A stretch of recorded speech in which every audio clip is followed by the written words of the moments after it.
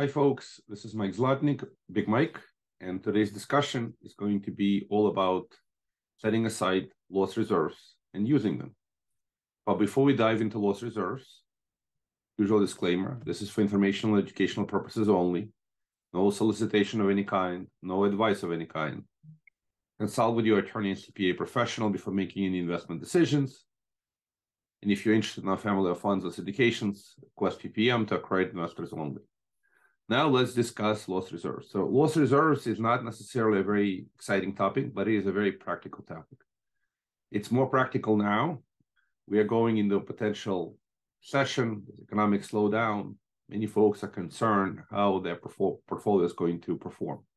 Well, let's start by saying that I hope many investors understood the concept of loss reserves, and I'll cover this in just a second, and set aside loss reserves associated with their investments. If they haven't yet, now is the time to set aside loss reserves. So what are loss reserves? So the best way to think about this, loss reserves is simply a mathematical number. It is capital that you need to set aside to manage losses stemming from the investments. So how exciting is that? Manage losses. Well, let me take a step back. So when you invest into anything, generally speaking, you have some return expectations. Let's just call it projected return or pro forma return or target return. And then every investment has risk. So what you're trying to accomplish is, what is your risk-adjusted return? You're trying to understand what is your risk-adjusted return. And risk-adjusted return is simply computed as taking the target return minus loss reserves necessary for this type of an investment, for this type of risk.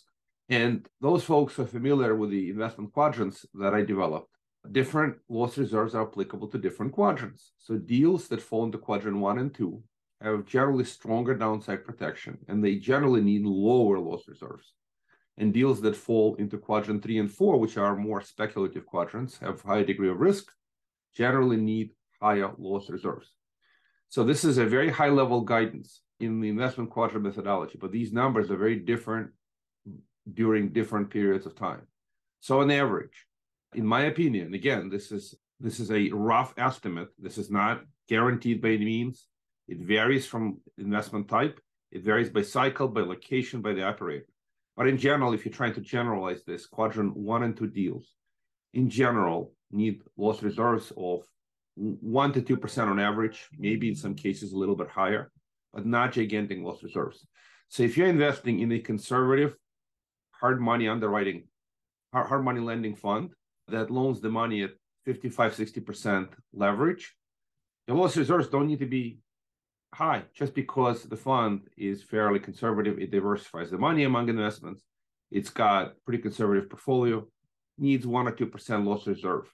Now, if you go and look at quadrant 4 speculative deals that invest in ground-up construction, there's a lot of volatility in the returns of these type of deals. So the loss reserves are significantly higher. So in general, quadrant 3 and 4, loss reserves on average need to be between 6 and 8%. However, during certain market cycles, in certain strategies, loss reserves have to be higher, sometimes as high as 10 to 20%.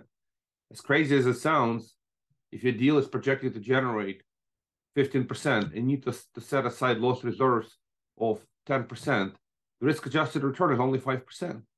And you may not be comfortable with this type of thinking, but that's how an prudent investor needs to think about the problem. So these loss reserves are simply mathematical numbers that need to be set aside, reserves, in the form of either cash that you don't deploy or simply an entry on a projected return spreadsheet. Target return 15%, loss reserve 10%, risk-adjusted return 5%. You may choose to invest or not based on your own situation. But obviously, deals with a lot of risk that justify high loss reserves need to have massively higher upside. Otherwise, why take the risk? That's the general philosophy with investment quadrants and general philosophy with risk-adjusted return. So what do you do with loss reserves? Well, the simplest and easiest way to use loss reserves is to actually set them aside, put them in a separate bank account put them in a some kind of U.S. Treasury or some kind of safe investment. It's the cash you keep on sidelines. Now, you don't have to set aside the cash to manage loss reserves. You could simply invest for growth and project target return of, say, 20%. But your loss reserves for that strategy is, say, 7%. So your risk adjusted is 13.